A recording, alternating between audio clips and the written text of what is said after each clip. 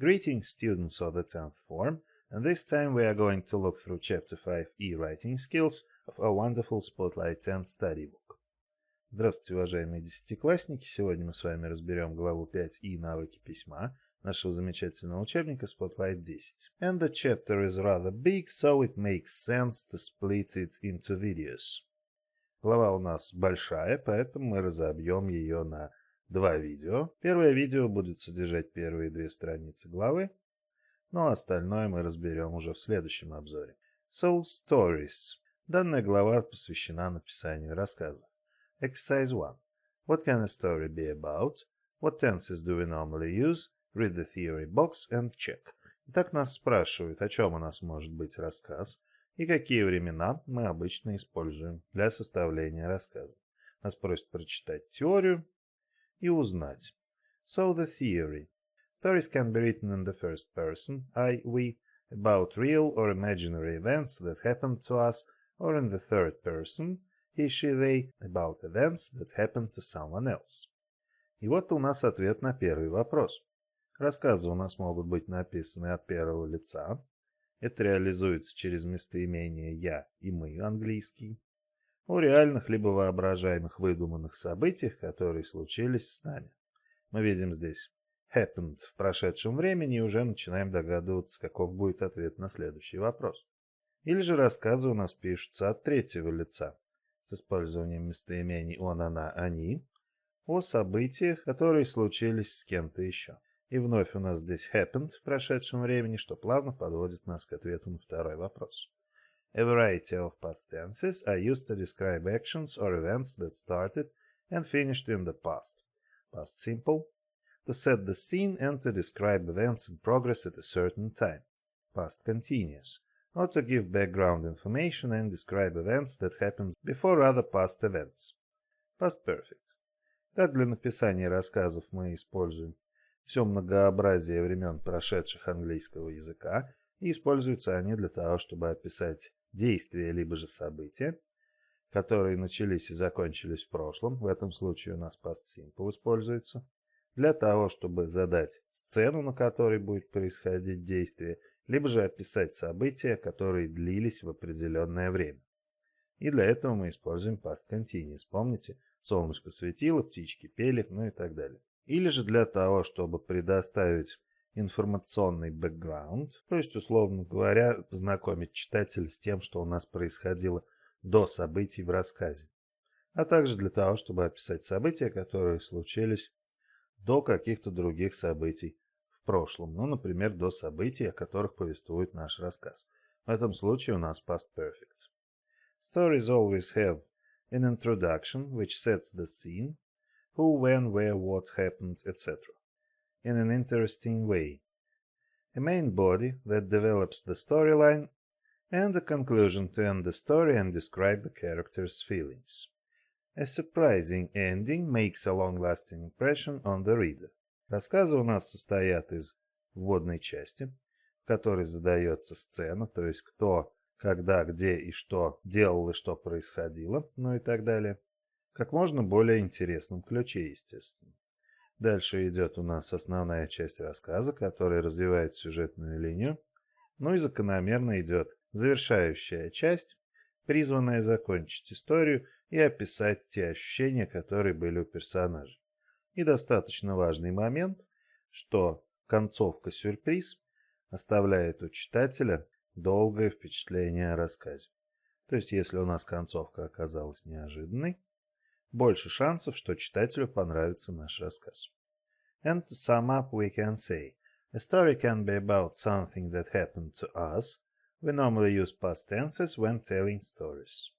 То есть, как вариант, рассказ у нас может быть о том, что происходило с нами, и обычно мы используем времена прошедшие для того, чтобы писать рассказы. And there is a paragraph plan to help you. Здесь у нас план по параграфам, как должен у нас строится рассказ. Мы видим вводную часть, первый параграф, в который задается сцена, на которой происходит действие. Затем основная часть, параграфы 2 и 3, то есть у нас два параграфа в основной части, в которых описываются события в том порядке, в котором они происходили. И заключение, параграф 4, конец истории и описание чувств персонажей. Exercise 2. Read the story on page 90 and answer the questions. Нас просят почитать данный рассказ и ответить на вопросы. And let us look at the questions. Where did the story take place? Где происходили события рассказа? Who were the main characters? Кто главные герои? What was the weather like? Какая была погода? What happened in the end? И что случилось в конце? And the story is called A Perfect Day for a Carnival. То есть великолепный день для карнавала. Now let us listen to and read the story, and later we will answer our questions. Let's begin. Rachel and I looked out of the window as the train started moving slowly away from the platform. It was a cloudless summer day, not what you would expect after last night's storm. I don't think you'll be needing that, I told Rachel, looking at her huge green and pink spotted umbrella. It's a beautiful day, perfect for the Notting Hill Carnival. It was still early when we reached Notting Hill. We wandered happily around the stalls and admired the beautifully decorated floats. By the time the parade began, thousands of people had lined the streets to watch it. People in multicolored costumes were dancing to the rhythm of funky Caribbean music, while others were taking photographs. "Look at that costume," I shouted to Rachel, but there was no answer. I looked around, but she was nowhere in sight. I had no idea what to do. Just as I was beginning to panic, there was a huge clap of thunder. Minutes later, it started to pour with rain. Oh no, that's all I need, I thought anxiously, trying to find a place to take cover from the rain. It was just then that a familiar green and pink plastic object caught my eye.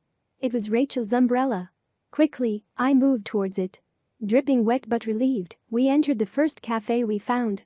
Who would have thought, I said to Rachel as I took a sip of hot coffee, that a sudden downpour would be good luck.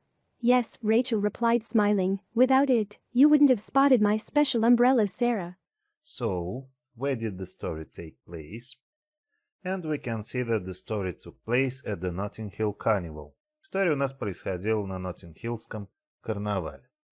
Who were the main characters? And the main characters are two friends, Rachel and Sarah. What was the weather like? Что у нас с погодой? The weather was hot and sunny first, and then there was a sudden thunderstorm. Сперва у нас было солнечно и жарко, а потом неожиданно начался дождь. Настоящая гроза с громом. What happened in the end? Что же у нас произошло в конце? They found each other and had coffee in a cafe. Они нашли друг друга и сели пить кофе в ближайшем кафе. Exercise 3. Which paragraph or paragraphs develops the story, sets the scene, and ends the story. Какой параграф либо параграфы у нас развивают сюжетную линию рассказа? And paragraphs 2 and 3 develop the story. Из теории мы помним, что сюжетная линия у нас развивается в основной части, а это у нас параграфы 2 и 3. Задают сцену, место и время действия рассказа. Paragraph 1 sets the scene. Это все у нас всегда происходит в первом параграфе или вводной части. Ends the story. Paragraph 4 ends the story. Параграф 4 это у нас всегда заключение, который, собственно, наш рассказ заканчивает. What tenses has writer used? Какие времена у нас использовал автор этого рассказа? And the writer has used a variety of past tenses. Past simple, past continuous and past perfect. Автор у нас использовал past simple, past continuous и past perfect для написания своего рассказа. Exercise 4. Number the events in the order they happened from 1 to 10. Then tell the story from Rachel's point of view. Нас просят пронумеровать события в том порядке, в котором они у нас происходили, а затем рассказать эту же историю, но уже от лица Рэйчел. And let us do it step by step. Let us look at the events first. Давайте сперва посмотрим на сами события.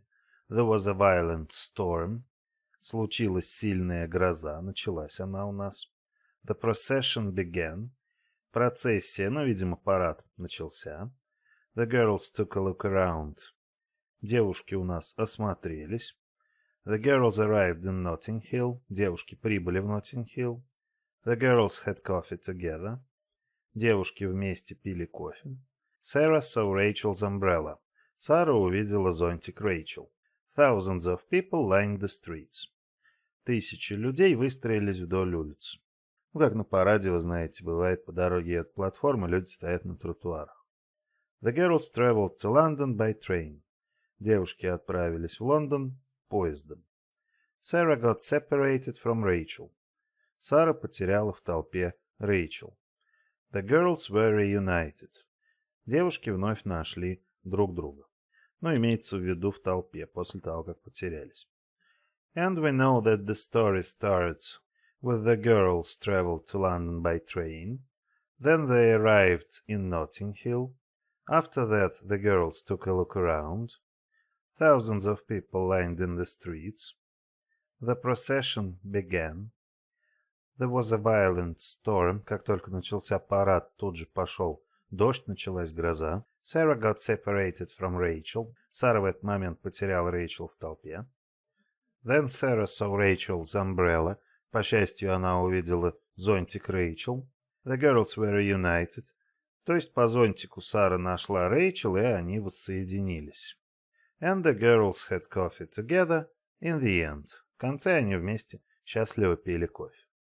Наш войс-бот Оливия попробовала пересказать эту историю от лица Рэйчел. Давайте послушаем, почитаем, что у нее получилось. Let's begin. Sarah and I looked out of the window as the train started moving slowly away from the platform. It was a cloudless summer day. Not what you would expect after last night's storm, Sarah said, adding that she didn't think I'd need my umbrella. It's a beautiful day, perfect for the Notting Hill Carnival, she exclaimed. It was early when we reached our destination. We spent some time walking around the stalls and looking at the floats. Loads of people had gathered along the route before the parade started. People in all kinds of colorful outfits were dancing to the music while others were taking photographs. Look at that costume, I could hear Sarah shouting, but I couldn't see her anywhere. I was lost. Next thing I heard a clap of thunder and within minutes it was pouring rain. I quickly opened my umbrella and was delighted that I had it with me. Next thing, I felt Sarah pulling my jacket. I'm so delighted to see you, she said. Soaking wet but happy that we found each other, we found a nice cafe and went in for a coffee. Who would have thought, Sarah said, that a sudden downpour would be good luck? I agreed, grinning. Yes, without it you wouldn't have spotted my special umbrella, Sarah. I added. Ну что ж, так у нас выглядела история глазами Рэйчел. Setting the scene and exercise 5. Данный блок упражнений расскажет нам, как задавать сцену, на которой будет у нас происходить действие рассказа, то есть вводить читателя в курс событий и знакомить с тем, что будет у нас происходить. Read the theory. Does the first paragraph in the story answer these questions? Нас просят прочитать теорию и сказать, отвечает ли первый параграф нашего рассказа следующим вопросом. Setting the scene. To start a story you need to set the scene. That is, to say who the main characters were, where they were, what time of year it was, what the weather was like, and why they were there. То есть как мы задаем сцену. Для того, чтобы начать рассказ, нам нужно задать, собственно, сцену. Это у нас означает, что мы сообщаем читателю, кто у нас были главные герои, где все это происходило, какое это было время года, какова была погода и почему они, собственно, были там. Теперь вопрос упражнения. Отвечает ли первый параграф нашего рассказа требованиям, которые у нас предъявлены в табличке? And we can say yes, it does, as it tells us who the main characters were, Rachel and the narrator, where they were, on the train, what time of year it was, summer, what the weather was like, a cloudless summer day, and why they were there. They were traveling to the Notting Hill Carnival. То есть мы видим, что у нас действительно первый параграф, вводная часть нашего рассказа, отвечает всем требованиям, изложенным в табличке. Section B. Look at the picture. Use the words phrases to set the scene. Compare with your partner.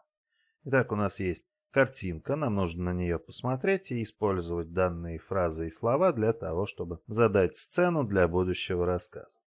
Мы видим, что действие у нас происходит где-то на яхте, возможно, уже далеко в море, а возможно, у побережья. Давайте посмотрим. John, Jane, Barry, Sue – это у нас главные герои. Sunny Day, Blue Sky – это у нас о погоде. Last Weekend, то есть когда происходило действие. Go Sailing – почему это, собственно, все происходило, зачем они хотели вот походить под парусом, покататься на яхте. Hire a boat – это где у нас происходило действие, то есть на лодке. Они ее наняли, взяли в аренду. And we can see.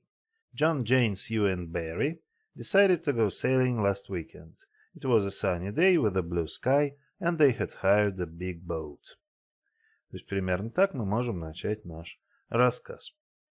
Adjectives and adverbs – прилагательные и наречия, но в рассказе они нам наверняка нужны для того, чтобы сделать наше описание более красочным и ярким, увлечь читателя. Exercise 6. Read the theory box. И вновь теория.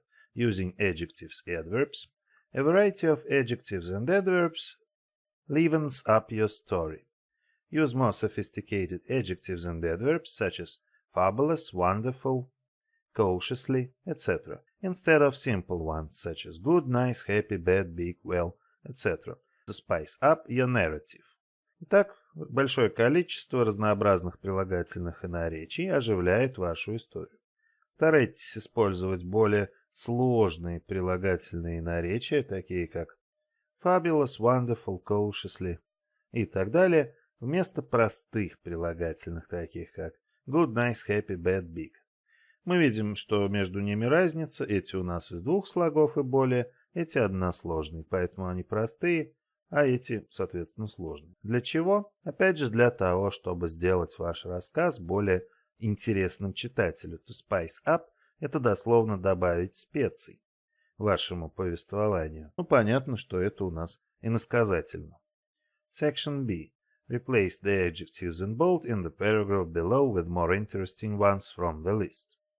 Теперь на практике мы узнаем, как это все происходит. У нас есть список, есть небольшой текст, и в нем слова, выделенные жирным шрифтом. Нам нужно заменить слова, выделенные жирным шрифтом, на подходящие из списка. Let us look at the list. Terrifying – ужасающий. Deafening – оглушающий. Ну, если речь идет о звуке, например, оглушающий гром у нас deafening thunder. Pleased – довольный. Relieved – это когда после кризиса какого-то наступает облегчение, кризис миновал. Comfortable – комфортабельный, удобный, но иногда в своей тарелке еще. And let us look at the extract. As soon as I got onto the plane, I sank into my nice seat. Если у нас сиденье в самолете мы называем nice, то есть замечательное, хорошее, скорее всего, оно у нас просто удобное. Comfortable seat. Glad to be on my way, то есть я был рад, что я куда-то лечу. Соответственно, я этим доволен. Pleased to be on my way. A short while after we had taken off, there was a big clap. Если у нас clap – это хлопок, хлопок у нас бывает громким, соответственно, он может быть оглушающим. There was a deafening clap of thunder. Then the plane started rocking from side to side, and we all gasped in horror. We are losing altitude, a passenger cried. After a few minutes, the plane stopped shaking, and everyone was okay. Итак, у нас раздался хлопок, все в ужасе закричали. Один из пассажиров закричал, что мы теряем высоту. Однако через несколько минут самолет перестал трястись, и со всеми все было в порядке. Значит, после такого стресса они почувствовали облегчение. Everyone was relieved. It was a bad experience. Ну, конечно, действительно, у нас опыт попадания в турбулентности, если кто попадал, действительно страшно и ужасает. So it was a terrifying experience. То есть примерно так мы в наш рассказ добавляем специй за счет этих прилагательных и наречий, чтобы читателю, конечно же, было интереснее. Exercise 7. Complete the sentences with the following adverbs. Happily, anxiously, slowly, loudly, patiently, hungrily. Тут у нас были прилагательные, теперь мы добрались до наречий. Нас просят заполнить пропуски в предложениях подходящими наречиями. And they are happily – счастливо, anxiously – обеспокоенно, slowly – медленно, loudly – громко, patiently – терпеливо, hungrily – ну, голодно, да, с чувством голода. Голодными глазами, может быть, даже. And there was a long queue for tickets at the train station, but Nathan waited patiently for his turn. Очередь была длинная, но Натан терпеливо ждал своей очереди. Paddy was listening to his car radio as the traffic was moving slowly along the motorway. Довольно распространенная ситуация, когда мы стоим в пробке и медленно-медленно едем. В этот момент нас, конечно же, спасает радио. Having spent all day trekking in the mountains, Claire ate hungrily in the village's only restaurant. Ну, надо думать, если у нас Клэр весь день по горам ходила, она, конечно же, очень проголодалась и жадно кушала в единственном ресторане, который был в деревне.